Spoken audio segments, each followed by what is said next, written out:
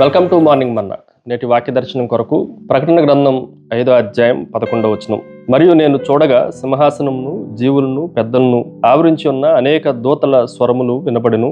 వారి లెక్క కోట్ల కొలదిగా ఉండెను. మరొకసారి దేవుని ప్రత్యక్షతలో నుండి ఈ ఉదయకాల సమయంలో యోహాను భక్తుడు ద్వారా సంఘంలో ఉన్న వారందరికీ తెలియజేస్తున్న ప్రత్యేకమైన విధానాలు, ఆ దర్శనం గురించిన విషయాలు, 4 ప్రాముఖ్యమైన విషయాలు మనం గ్రహించాలి. Number 1, it is a revelation, ప్రత్యక్షత. ఈ మాటను మనం జాగ్రత్తగా ఆలోచన చేస్తే నేను చూడగా అని ప్రారంభించబడింది. ఇది యోహాను యొక్క చూపుగా మనం గ్రహించవచ్చు. భూ సంబంధమైన కళ్ళతో పర సంబంధమైన ఏ వస్తువుని చూడటానికి అనుమతించబడదు. కానీ దేవుని ప్రత్యక్షత యోహాను భక్తుడిని పరలోకంలో ఉన్న అనేకమైన వాటిని చూడటానికి దేవుడు ద్వారాలు తెరిచాడు. మనోనేత్రాలు దేవుని యొక్క ఆధ్యాత్మిక ఆత్మీయ నేత్రాలతో పరలోకంలో ఉన్న ప్రతిదాన్ని చూడటానికి దేవుని ప్రత్యక్షత మనల్ని పిలుస్తూ ఉంది.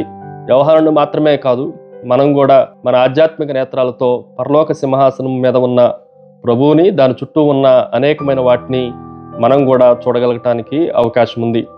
రెండో విషయాన్ని మీకు జ్ఞాపకం చేస్తాను. ఇట్ ఈజ్ ఏ రౌండ్, చుట్టూ. ఈ మాటను కూడా మనం జాగ్రత్తగా ఆలోచన చేస్తే సింహాసనం చుట్టూ ఆవరించి ఉన్నది అని రాయబడింది.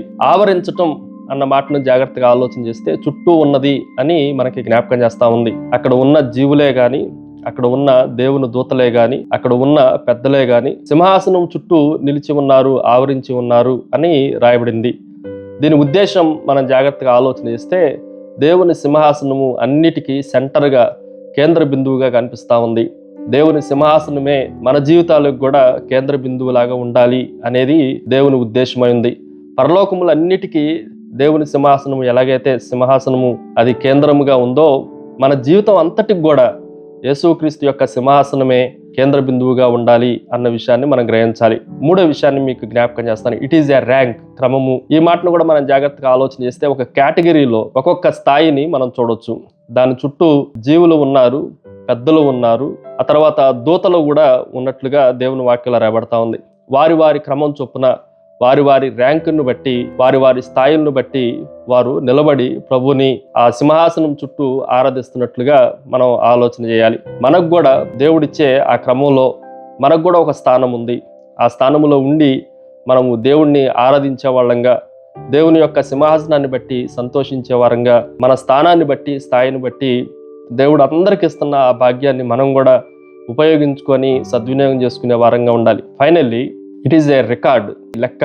ఈ మాటను కూడా మనం జాగ్రత్తగా ఆలోచన చేస్తే ఆ దేవదూతల సంఖ్య కోట్ల కొలదిగా ఉంది. 10,000s of thousands అని రాయబడింది. కోట్ల కొలదిగా, అది అపరిమితమైన సంఖ్యను మనకి జ్ఞాపకం చేస్తూ ఉంది. అంటే దేవుని సైన్య సమూహము అపరిమితమైనది, అది లెక్కించడానికి అవకాశం లేదు. ఆయనను ఆరాధించే వాళ్ళు అంత అపరిమితమైన సంఖ్యలో ఉన్నారు. మనం కూడా సంతోషించాల్సిన మాట ఏంటంటే, ఇంత పెద్ద ఆరాధన గుంపులో మనము కూడా పాలిభాగస్తులయ్యాము, భాగస్వాములయ్యాము అని ప్రభువుని ఆరాధించే వారంగా మనం ఉండాలి. ప్రార్థన. సకల ఆశీర్వాదములకు కారణభూతుడు తండ్రి, నీ సింహాసనం చుట్టూ మా జీవితాలు ఉండటానికి, ఆ ప్రభు అయిన యేసుక్రీస్తు ఎదుట వారందరూ ఎలాగైతే సాగిలపడి తండ్రి మిమ్మల్ని ఆరాధించారో, మేము కూడా అలాగ మా జీవితాలను ఆరాధనతో నింపుకొనటానికి నీ ప్రత్యక్షతను, పరలోకపు దర్శనములన్నింటినీ చూడగలిగే ఆధ్యాత్మిక సంబంధమైన నేత్రాలు మాకు కూడా అనుగ్రహించమని యేసు నామమున అడిగి వేడుకుంటున్నాం తండ్రి. ఆమెన్. God bless you.